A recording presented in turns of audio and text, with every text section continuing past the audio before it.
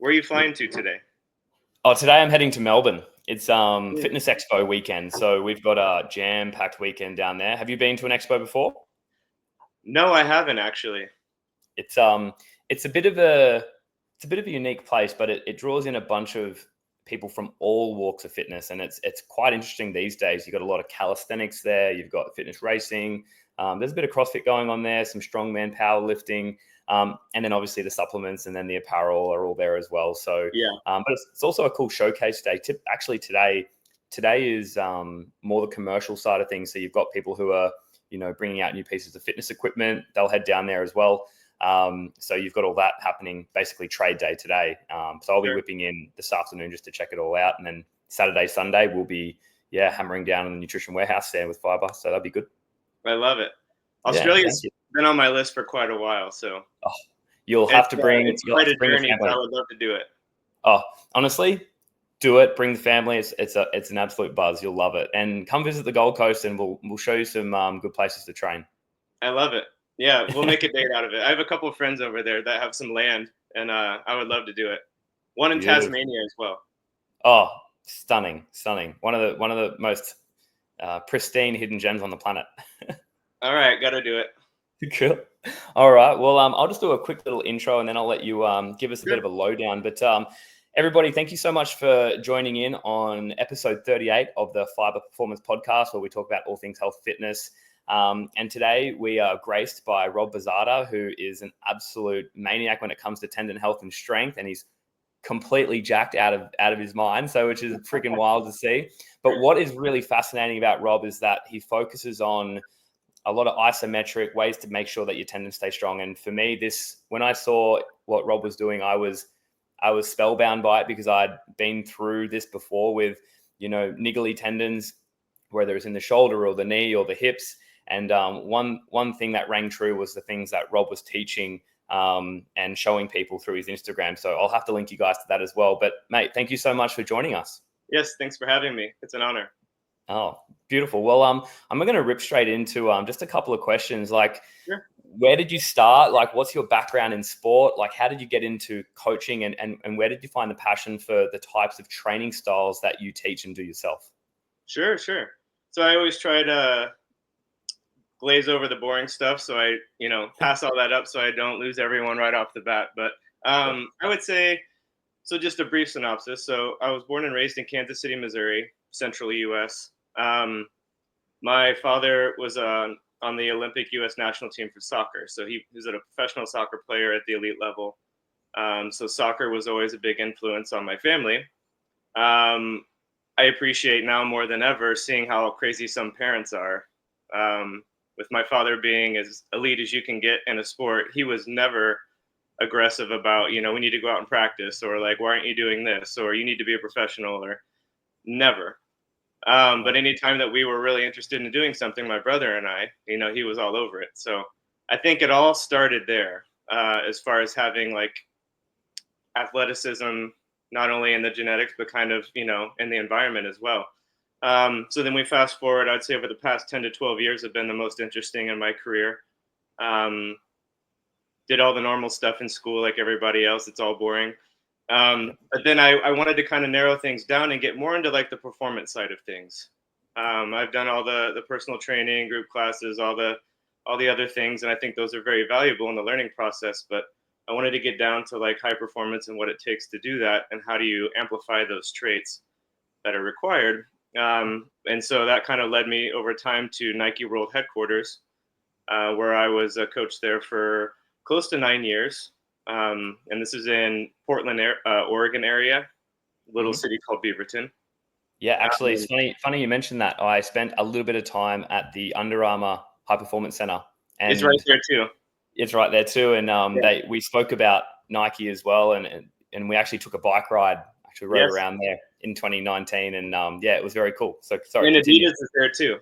And Adidas is there. And I heard I heard it's kind of like, oh, who's building the best shoe? Or let's try and get them across to our place, and vice versa. And you take this, and that would have been 2019. I was there, but it was beautiful. We did some great training. Yeah, I was in there running around. If you happen to have gone in there, but there I had, the way I explain it to people is everyone's always like, oh, what'd you do at Nike? I'm like, well, everything. Yeah. I had, the easiest way to explain it is I had 7 different pay rates by the time I was done there, because there Wow. were so many different facets of the brand that I was fortunate to be able to work with. So it was anything from your basic one-on-one training sessions, performance-based things. But then it also got, through different clients that I would acquire there, I got to mix it up with, projects in the Nike Sports Research Lab, product testing, physiological assessments, testing, gait analysis, force plate work, um, even helping with product design. Like when the Metcons first came out, I mean, they're Yep. still popular, but I mean, I was there for the beginning, Wow. and I was really close with the creator of the first prototype, and so I was Wow. helping with the 6 to 8 week training protocols that we were putting the shoes through, before they would go out to market and be made. So we Wow. were basically battle testing those shoes, finding any flaws, and we always found them. So then we would send them back, get a new shipment, run people through sessions, try to beat those shoes up. Um, so Very then, cool. yeah, that was one part. They got to work with some very high level athletes, Nike sponsored athletes that everyone would know their names. Yep. Um, and then from there, I met my wife in Oregon, but she was born and raised in Arizona. So Yep. now we're back in Arizona where we're closer to her family, and they're amazing with our kids. So that was kind of the big push for that. But it's too hot here. Yeah. Yeah. Well, it's kind of funny. I'm living now on the Gold Coast, and I moved up here for the amazing weather, and the weather is good, 12 months out of the year, but you do get a day here and there where it's a bit overcast and rainy, and today it's overcast and rainy. So Yeah, I love yeah, that though. it's not too bad. At least the water is still warm. You can jump in. It's great. Yeah, That's yeah. that's fascinating. That's really cool. And out of all of the time that you spent, and I think a lot of people here listening to this would be interested in some of the data. What are some? Did you take people through like lactate threshold or VO2 max or anything like that? And were there any significant outliers there that you were just like, whoa, that's like next level? Haven't seen anything like it. Freak of nature. Is there anything that Um, stands out to you at all? yes, of course. And a lot of times these were things that were specific projects for either garments. I mean, some of it was all physiological based as well, but a lot of it Sure. was with garments on.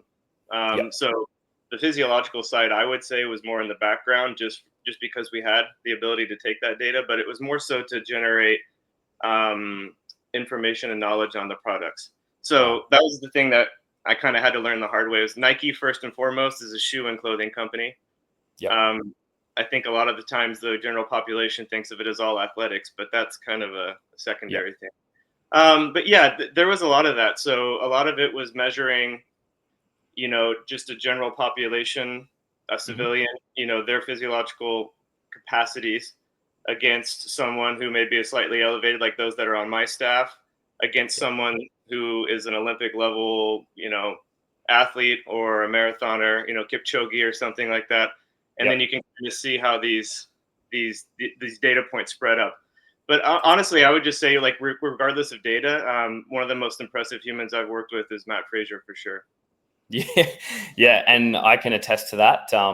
Yeah. He he's he's on another level in so many respects that it's mind boggling to see. And Yeah. I can vividly remember watching him compete in 2015. I was on the sidelines. I actually went and watched, and watching him, do terribly in the sprint event, do terribly in the endurance stuff. And then 2016 was my debut year at the CrossFit Games. And I remember him running past me Yeah. I had about 1,500 meters to go on this run, and he was running to the finish line. I still had like another mile left, and he was still just hooking at a rocketing pace. And I was just like, how is this even possible? I'm Yeah. supposed to be a runner. What is happening? He's not necessarily built for that either. No. And Yeah. he's a compact athletic specimen, very Yeah. compact athletic specimen. And Yes. and I think people probably don't realize to the degree of how fit he was at his peak and prime. And it Yeah. was in all aspects. And I think most people probably don't even know this either, but not even just in the sprinting ability, but his ability to adapt to new stimulus, to learn new skills, to put his body in positions that are required to do those skills well, that don't actually translate to the opposite end of the spectrum. But this dude can, he can pull a flip on a pair of skis. He can gymnastic movement like to nth degree. Like he can perform all these different things that people wouldn't expect from Matt, but he's athletic, which I think is key. Yes. I mean, I would just say, like, regardless of data points and everything, like if you were just have the opportunity to kind of go through a session with him and just watch how he does things, it's very impressive. It's sharp. Yeah. That's it. That's so fascinating. So, how did you find working in? Was that space more of a I guess a breeding ground for you to then develop knowledge in making sure I guess the fault lines are where elite athletes start to deteriorate or take time off the track? Because I find that typically athletes that are training at a high degree typically start to find taking time away is obviously not going to help towards progression. So how do we stop that from happening? And is that how you found the tendon type of mobility aspect so fascinating for you to then deep dive into to keep people on the track rather than just testing on physiological peaks? Yes, I mean, that's definitely part of it. I don't think it was any one thing, but I do have to say that I think in any career, there's always some point where it's about, how do I differentiate myself, or how do I make myself more unique, right? Because there's just so much. It's not necessarily fluff, but there's just so much redundancy. Sure, And that makes sense. And then what also comes along with redundancy is just like, basic mediocre results, like, and these methods that people are utilizing to get those results are just so overplayed. And I know it's traditional and it's comfortable, but I wanted to kind of cut through all of that. And while at Nike, yes, I was able to get some pretty exclusive access to knowledge and certification processes and things like that will definitely, as long as you're open-minded, of course, change the way that you're perceiving things. And that's another big issue in the field of not just strength and conditioning, but all levels of performance and coaching. It's just that so many people are, tied to their dogmatic beliefs, and like, this is the way I was taught something, or this is what I learned in school, or this is what my dad did for me, or this is how I coach. And it's like, okay, but are you getting perfect results? Like, everything's amazing. Yeah, exactly. And I agree. But so, and then until that happens, which it will probably never happen, which is the beauty of it, in my opinion, we're not trying to be perfect. It's just about, like, what's the next step? Like, why aren't things getting better the way they should be? And I think if you go down that path long enough, you just fall down the rabbit hole of neurology. And that's pretty much what started it for me, was just, okay, if you're working with elite level athletes, like, what's the next step? These people are already so far ahead of the average human. Are you just going to have them bench, squat, and deadlift and box jump? Like, I mean, I think they're strong enough. That's the other thing. I haven't met a professional athlete personally that wasn't strong enough to do what they need to be able to do. Yeah. And I know that numbers push the needle for, like, franchise owners and strength conditioning coach. It helps them keep their jobs as long as those numbers are going up, which is totally nuts. Sorry. But like, that's not the best way to do it, in my opinion. I would say instead, let's make them more neurologically sharp. Let's increase their coordinative abilities.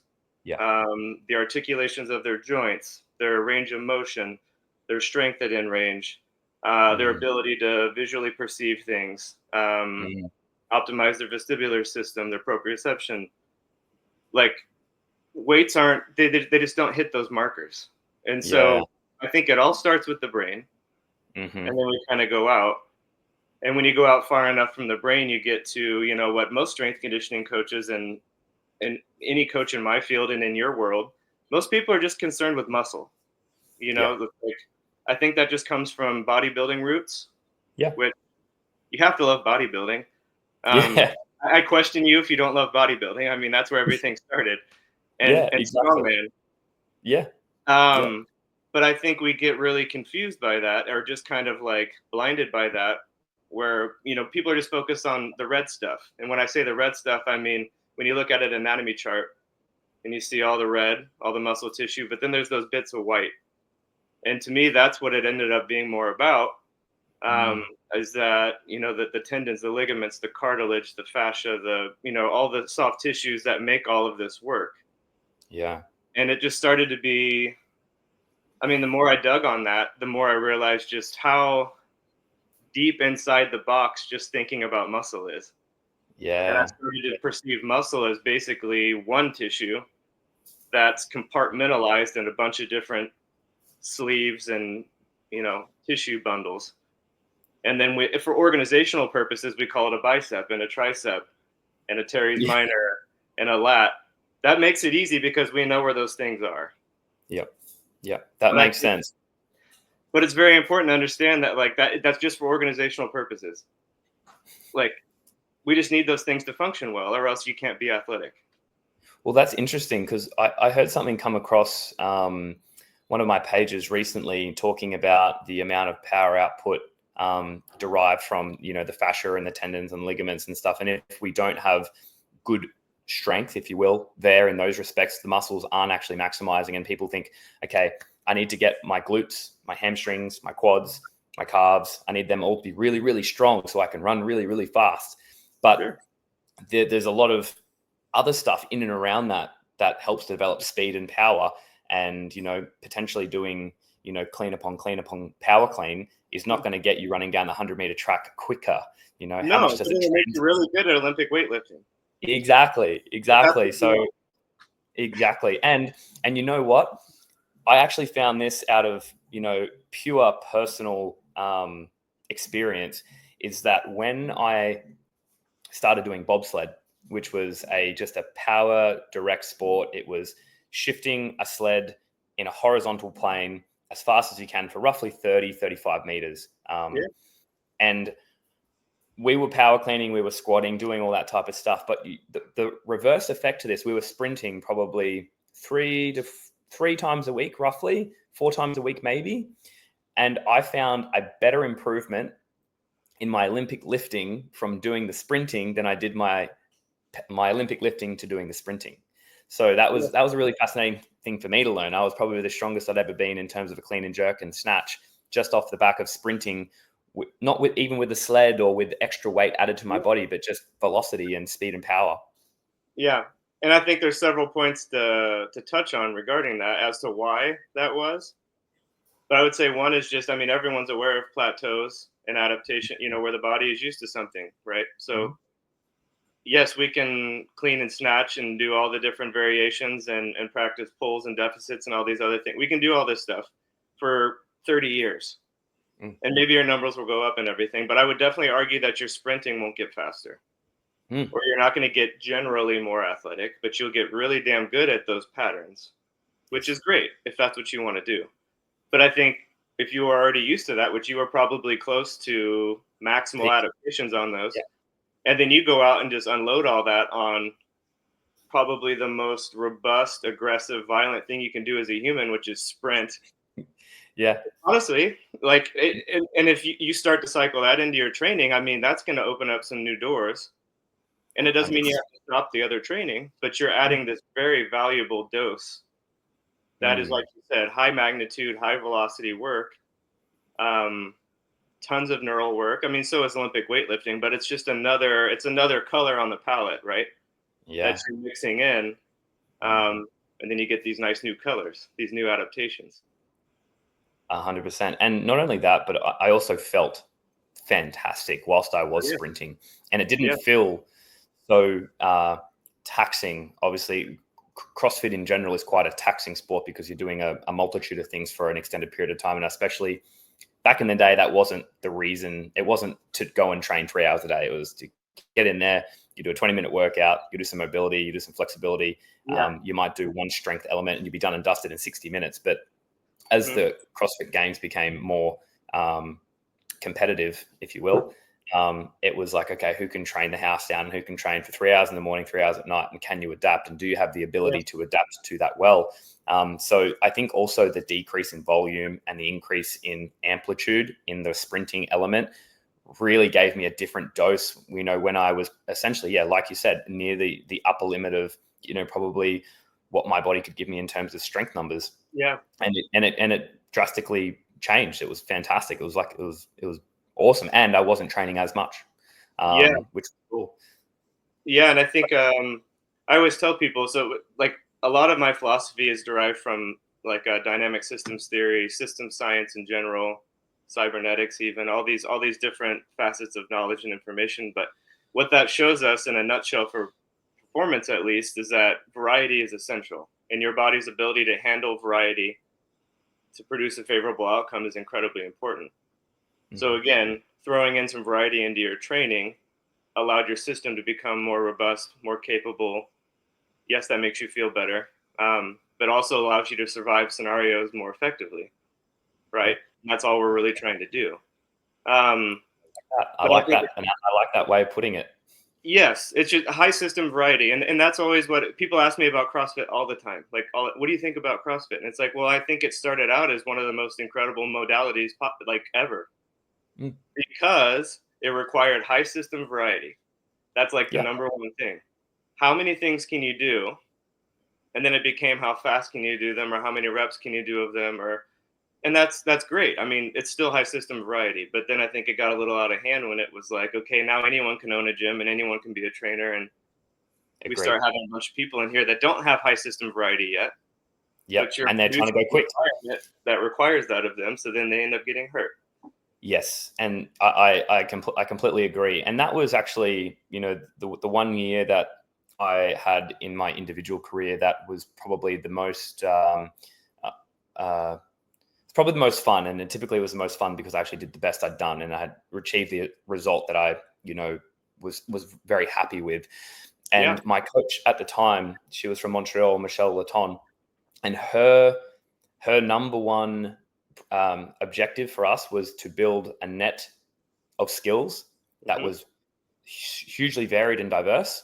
And then once we have that net, which we all fairly came into that training camp with a very wide array of skills.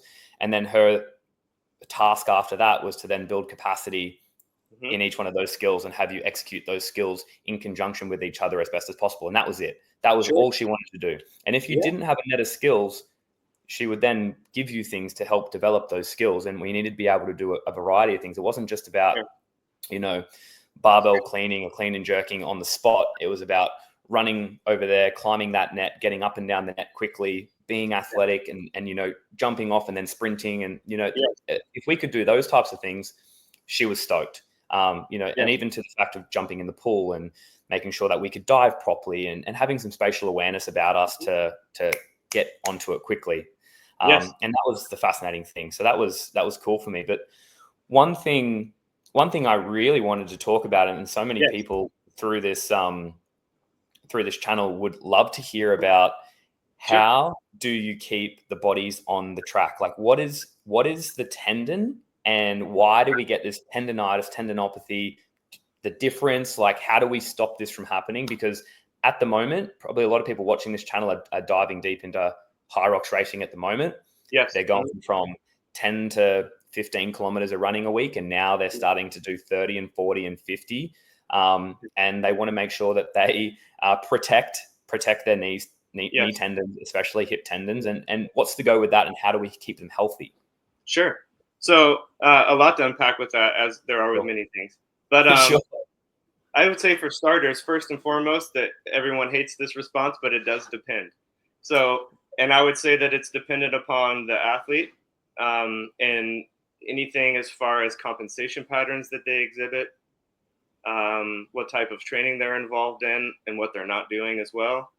I would say those are the two biggest things. And so then if someone is to come to me privately on the site and wants assistance with, tackling a tendinopathy or an ACL repair or whatever surgery they've just had, I'm going to want, full background on what's happened, but then also if there's any available screening or, imaging, MRI, whatever, that's going to help. But if we're just talking about in general, like a blanket approach, I think some of the biggest stuff is just not having tissue that's prepared to handle two large things, which are magnitude and velocity.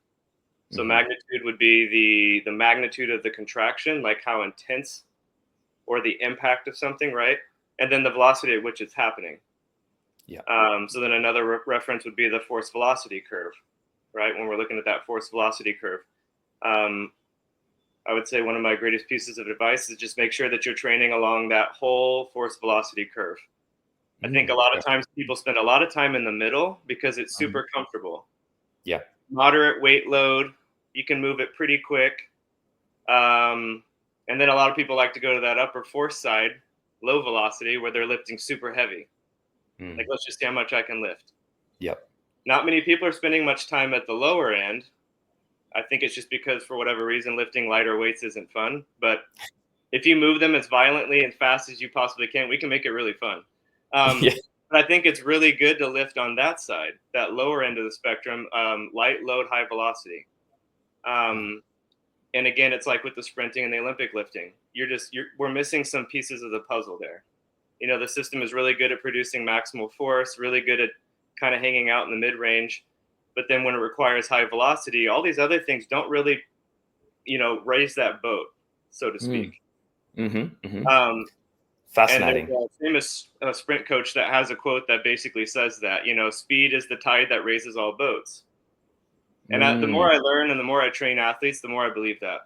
Like, the speed work is missing. And it's what is required in athletics. Like, the greatest athletes in the world aren't the slowest. Correct. Speed is the number one attribute I think it comes down to, and I think that's why people get into sport. I'm not sure if when you were younger, like say 10 years old, were you a fast kid? Were you a quick one? Yes. So I've always been fairly quick. That's the thing. And even all the way up through high school, I didn't play any sports really past high school. But I was always among the fastest, if not the fastest, on my teams.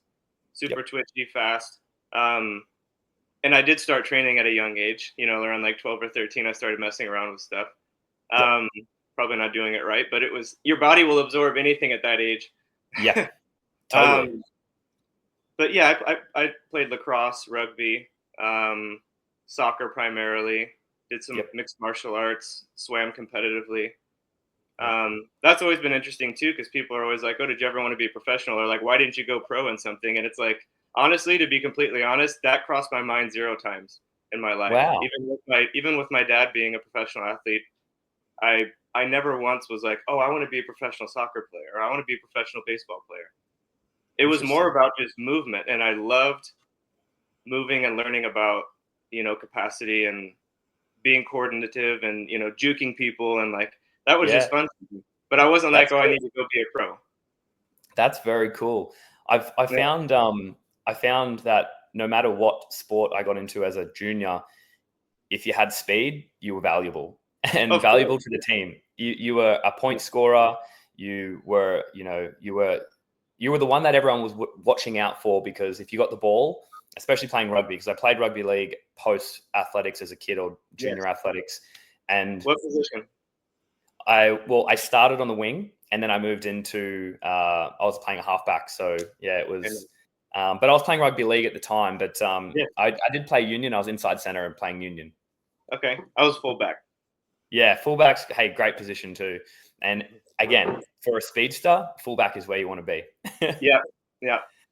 So I mean, that kind of takes us more into the tendon stuff too, because that's how I kind of surf things up. Is like, most people aren't surfing that force velocity curve very well. They're kind of favoring certain aspects where maybe it's more fun or enjoyable to train that way.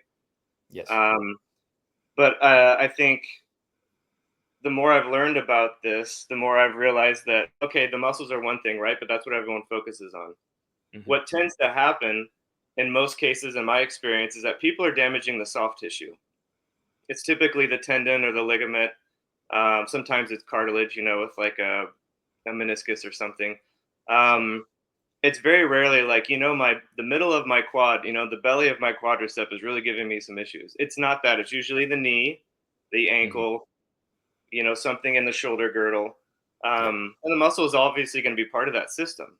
But I think it just goes a lot deeper than that. And if we damage the muscle, the repair is very, very quick compared to soft tissue. And so then I started to kind of dig on that a little bit more. And what you find is that force velocity curve kind of comes back into focus because isometrics happen to be one of the best ways, in my opinion, to get into that tendon health aspect of things. And again, I think most people don't do isometrics, one, because they're not really aware of them, and two, because they suck. It's really hard. Yeah. No one wants to sit in a lunge for 5 minutes. No. And not many people I know can even do a lunge for 1 minute, especially if they do it the way I want them to do it.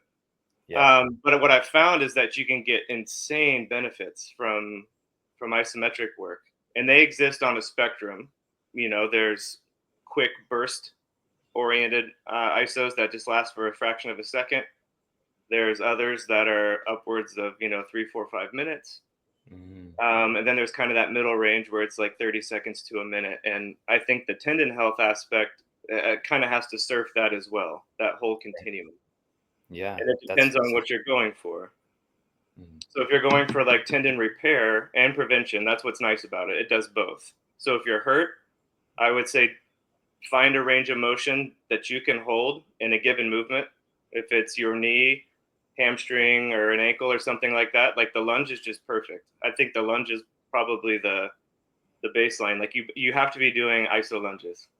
Yeah. I think they just do so much for you. I'm gonna add them in. I'm gonna add them in now. I'm gonna add them in for sure. Yeah, you have to do the iso and just find a range that you're. Before I layer on a bunch of cues and complexities, just find a range that you're able to hold, but it's a little challenging, and then just see how long you can hold it.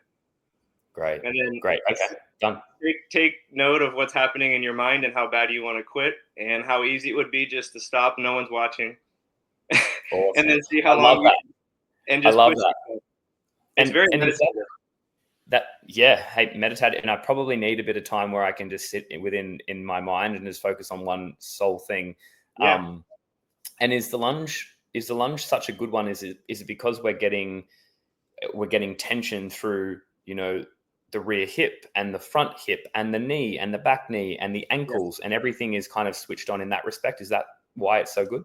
Yes, that's a portion of it. I would say all those points. And also just because of the nature of a lunge position, it's everything, right? It's walking, it's sprinting. I guess jumping could be a little more bilateral if we need it to be, but some of the best jumpers, in my opinion, are off one foot. Yep. It's everything. Bounding. Anything athletic is going to require unilateral movement, splitting of the legs, right? Flexion and extension.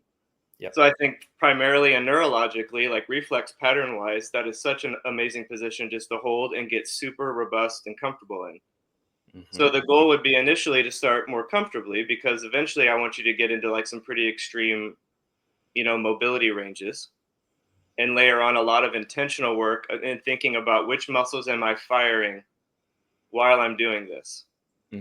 So one of the benefits and lessons ISOs teach the body, in my opinion, is like which muscles to fire and how. So I can tell someone, until I'm blue in the face, use your hip flexor to pull yourself deeper into that lunge. And they're like, okay, and nothing's really happening. And then I put my finger like right in the hip crease on that front leg in the lunge. And I'm like, pinch my finger and pull it down into the floor. And then they're like, and that locks in and they pull down. And it's like, watch your hip flexor. And they're like, whoa, like if you can't sense and like intentionally turn on a tissue at command, what makes you think you can run down a track at 30 miles an hour or attempt to? Yeah. Like you better get good at this. And then the extended leg in the back, right, is we're using different tissue. That hip flexor, for example, is very extended, very stretched. And then the glute is more of like what's contracting and pulling yourself down. So there's a lot of cues I would layer onto it, but essentially if you just want to start out with it, I would just say start with these 30-second bouts. You can keep it really simple. 30 seconds on the right leg in front, then switch 30 seconds with the left leg in front.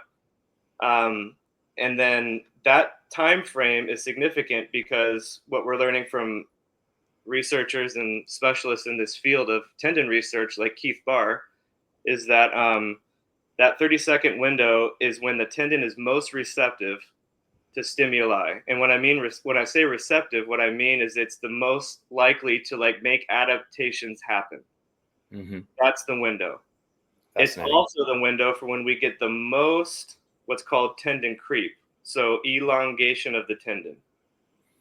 So for example, you can hold for longer, no problem. Like cheers, more power to you. Yep. But the thing is, you get the most elongation. Like 80% of the elongation happens within like that first minute. Wow. If you go any longer, there's a little bit more, but you're getting most of the you're getting most of your bang for your buck right away. Yeah, diminishing returns, right? Yeah, and I think there is a point to holding longer for sure. But if just to keep it simple, like we don't need you starting with crazy. Like 30 seconds is pretty tough for people if they haven't tried this before. Yep. So just holding that, you're going to get the tendon creep, which is something that happens through what's called stress relaxation, which is a muscle component. So when you're holding an isometric, it could be a bench press, it could be a lunge, it could be a push-up, anything. When you're holding that position, the muscle is going to take over for the most part for that first, roughly, again, about 15, 20, 30 seconds. As you approach 30 seconds is when the muscle starts to actually desensitize a bit and actually starts to kind of loosen and stress relax. And you actually get the myosin and actin heads that contract, they lock down and contract the tissue. Those actually start to like disengage. I'd have to look a little more into the physiology of it. I'm kind of digging on all that still, but I think it must be a little bit of a protective mechanism to some extent. Sure. Those start to kind of relax. What then happens is because the nature of the movement or the hold is that you're still contracting. So then the tendon has to start to take over and make up for that slack in the system. But that tendon doesn't really get loaded much prior to 30 seconds. Wow. So that's the whole reason for like there's a lot of benefits to this 30-second window. I just call it the tendon window. That's cool. And it's a good place to start. So once you get that stress relaxation, you get the muscle to kind of chill out a little bit. And you can literally start to feel this. The more that you think about it while you're doing it, you will feel it. And Keith Barr even talks about, sitting in a wall sit, for example, when those muscles start to relax and the burning just continues to increase and you start to squeeze harder and harder and you shake harder and harder, you're trying to make up for that slack in the system and keep your body in that position, even though the muscle is starting to give out. That's where you're starting to get more of that stimulus on the tendon. And then the tendon's going to get this remodeling adaptation. It's going to be signaled to lay down collagen, start collagen synthesis. The molecular collagen structure of collagen is basically kind of like spirally. You can think about basically we're kind of like uncoiling those spirals, and then it's viscoelastic tissue. So yes, it can deform, but then it goes right back. But the more you can stress those coils, the more that they will start to reinforce themselves, just like muscle does when you break down muscle. And I think that's actually something people didn't realize. Well, no, because a lot of times I wasn't in school that long ago, and like we were basically told that tendons are like these inert tissues. You just kind of sit there and like hold shit in place. Yeah. It's like they connect this to the bone, and it's like, okay. And that's it. So yeah, you're not really thinking like I'm going to investigate this further, but then the more you start to see like these non-contact injuries, like people just step back and their Achilles pops off. It's like, what? I think there's a lot that goes into that, but I would definitely argue that even at some of the highest levels, because I've seen it personally, even at some of the highest levels of coaching and training, these athletes aren't being exposed to what would be that spectrum of isometrics that I'm explaining, or that force velocity curve, that spectrum of force and velocity. Yeah. I think a lot of the training world's just still kind of stuck in that like ancient way of doing things. And I know it's a little more boring, and I know it's going to take a lot of convincing on these staffs, that have huge egos and all this, that like, hey, just start doing this for like 10 minutes a session. Yeah. Because again, if you do the bursting, the quick twitch stuff, the in and out, even tempo exercises with dumbbells and barbells, the tendon and the muscle move as like a sheet. They all move like they move together. Wow. It's only when you hold that you get separation.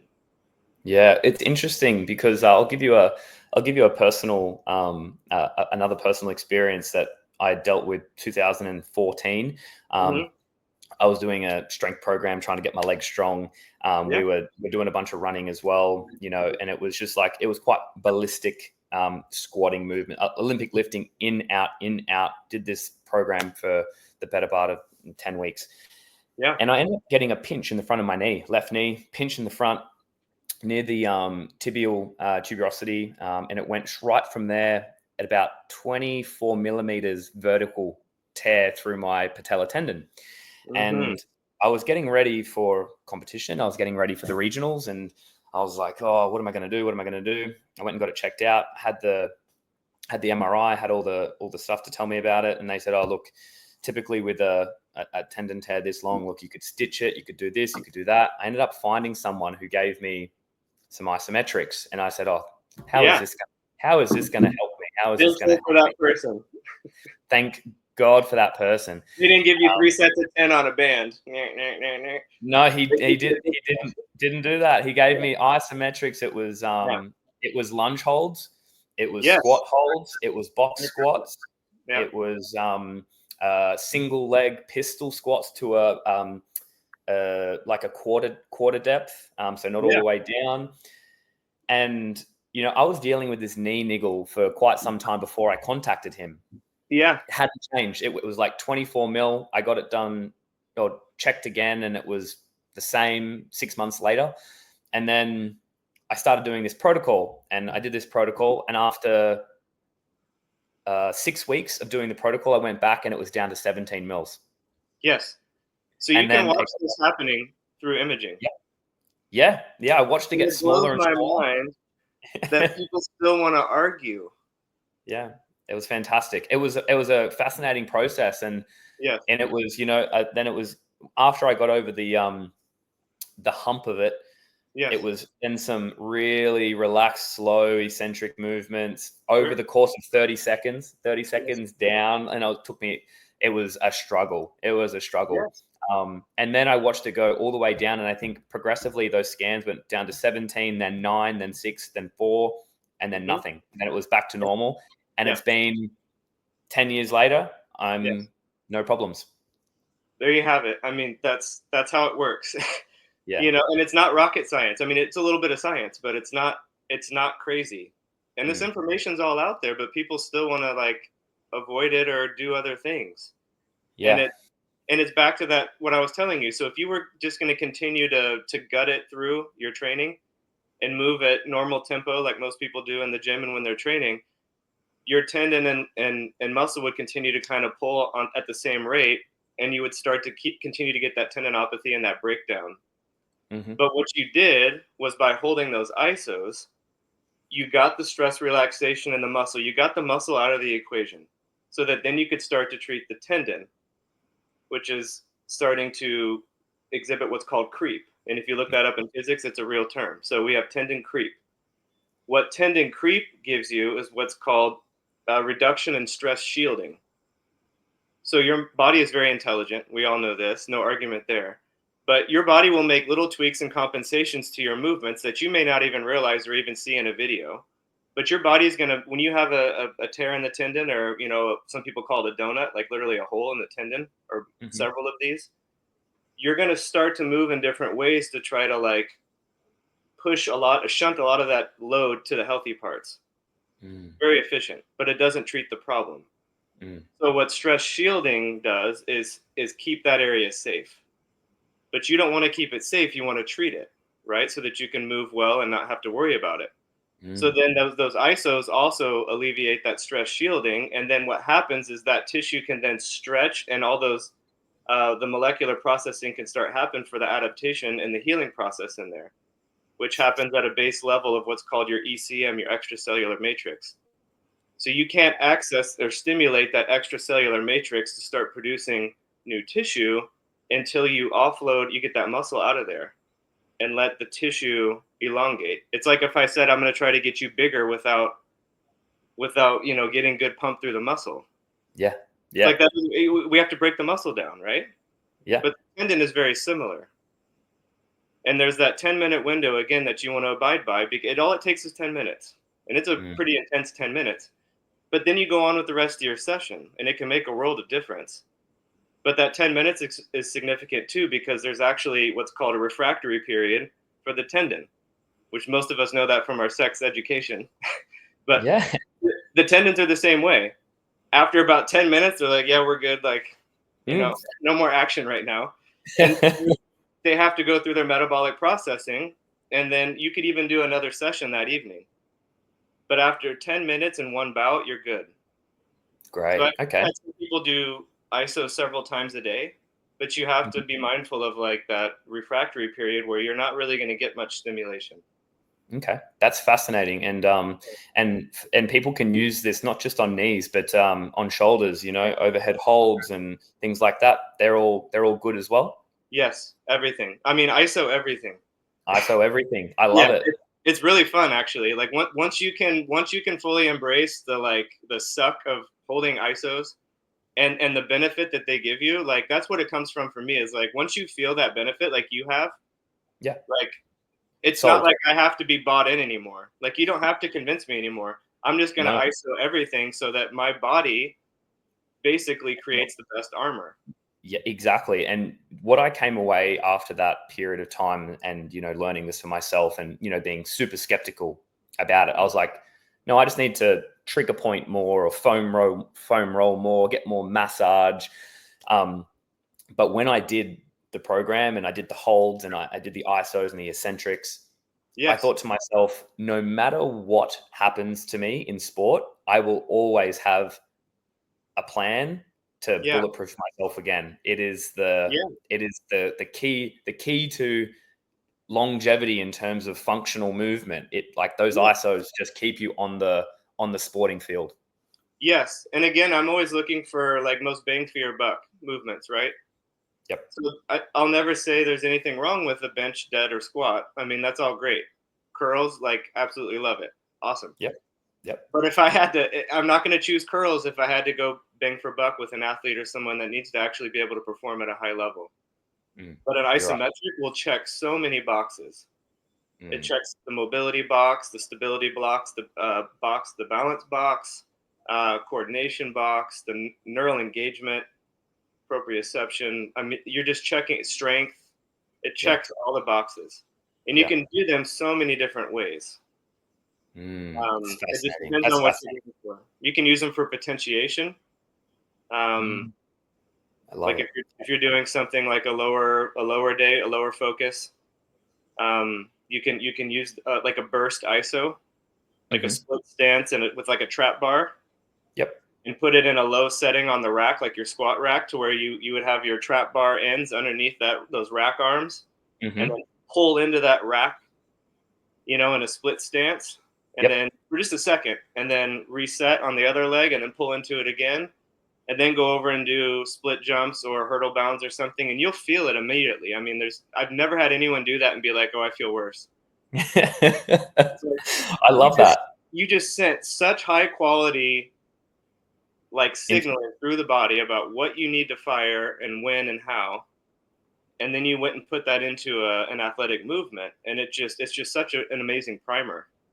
Yeah, that's fascinating to think about too. Is like, how do we get more, like, because on any given day, depending on how well recovered you are, you just say your broad jump, for instance, if you're super fatigued or underfueled, underslept, you've had a heavy training block. Yeah. Sure enough, there is some metrics or data to show that maybe your grip strength is a little bit weaker or your broad jump is a little bit less powerful. And 100%. doing those priming movements, you might walk into the gym to get ready for your bounding session or your strength session or your sprinting session, and you may prime poorly and just be a little underwhelmed. And now your mindset is, I'm not ready for this. I can't get this done. I've done something wrong. Why aren't I performing?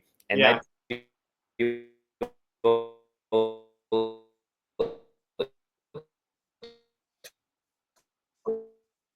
Losing you here a little bit.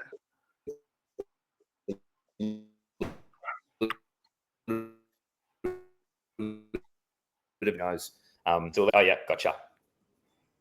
I think you're back now. Sorry about that. Yes, no, that's all good. So that could just be something that people can, think about, is like, okay, how well is my prep to get stuck into something? And it's a fantastic way, again, to prime, right? Of course. Yeah. And again, I've never had anyone do, I just call them burst isometrics because they're basically a burst.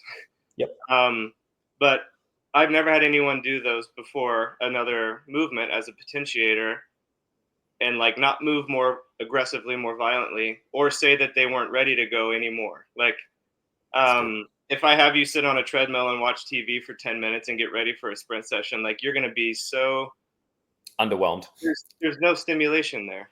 Yeah, If I have under you aroused. pull or press or lunge into or do something as hard as you possibly can, give me every ounce of motor recruitment possible that your brain can amass, and then let's go apply it to something. I mean, it's just electrifying. Like that's the way you feel when you do that type of stuff and cycle it into your training. It's You're just fascinating. like you're just buzzing with energy. That's so cool. I love it. Yeah. Well, honestly, Rob, you've unlocked my mind to a whole nother way of me getting ready for my sessions. Honestly, I'm diving deep onto hitting some heavy kilometers in some endurance running at the moment, and I want to make sure that I'm bulletproofing everywhere I possibly can. And all the listeners, I'm sure, are so interested in this type of stuff. So you have a wealth of knowledge, and I think we've only scratched the surface in 50 minutes. And I definitely want to get you back on. And if I can make it over to Arizona at some point, I'd love to do a session. Well, same for me. If I can make it over there, I'd rather come to you. Yeah, come this way. I want to get over there. Totally. Well, you're always welcome. More programming for you on the side if you want. Just let me know and we can line something up. And there's a lot more to cover. So. Absolutely. Well, what I'll do is I'll make sure in these show notes, I'll leave all the links to your Instagram, your programs, guys. Like Rob has a ton of great programs. So if you guys are interested in learning more about ISOs and getting a program done, just to make sure you're staying on the track, make sure you touch base. But mate, just want to say a huge thank you for jumping on. It's been amazing. It's been amazing, and I'm enlightened. Oh, well, thank you. I'm always happy to share, and I look forward to maybe doing it again. Great. Thanks so much. Yes, thank you. Bye, James.